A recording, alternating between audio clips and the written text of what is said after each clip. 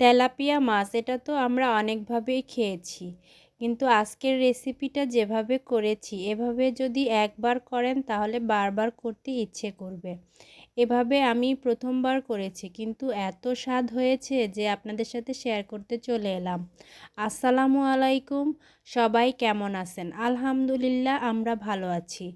এই জন্য আমি প্রথমে একটা তেলাপিয়া মাছ মাথা ছাড়া মাছটা শুধু নিয়েছি, নিয়ে পরিষ্কার করে ধুয়ে এতে কয়েক একটা লেবু ২-৩টা স্লাইস আর লবণ দিয়ে সেদ্ধ করতে বসিয়ে দিয়েছি। এই তো আমার মাছটা সেদ্ধ হয়ে গিয়েছে।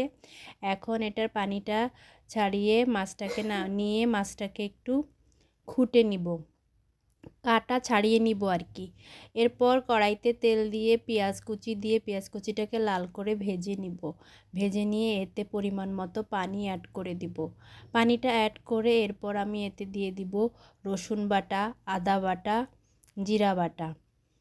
এরপর দিয়ে দিব মরিচের গুঁড়ো, হলুদের গুঁড়ো আর দিয়ে দিব ধনিয়ার গুঁড়ো, আর অবশ্যই লবণ অ্যাড করব।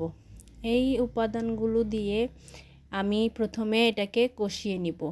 কষিয়ে নিয়ে এরপরে আমি যেই মাছটা খুঁটে নিয়েছিলাম সেই মাছটা এর মধ্যে দিয়ে দিব। মাছটাকে ভালোভাবে খুঁটার চেষ্টা করবেন যেন কাটা না থাকে।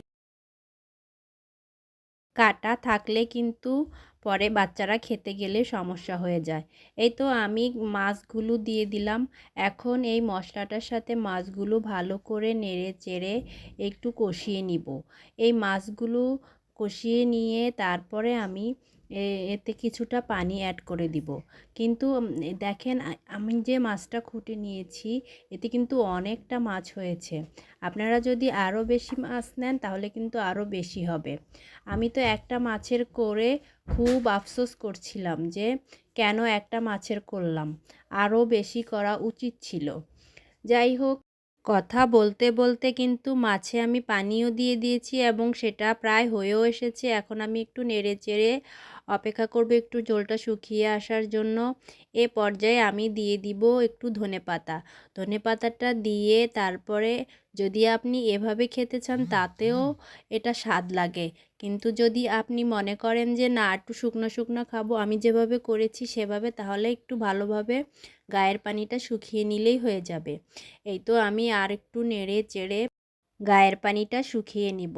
গায়ের পানিটা শুকিয়ে নিলেই দেখবেন এটা একদম ঝরঝরে হয়ে গিয়েছে, এবং দেখেন আমি একটু নেড়ে চেড়ে দেখাচ্ছি এটা কতটা ঝরঝরে হয়েছে। এভাবে কিন্তু বেশি মজা লেগেছে।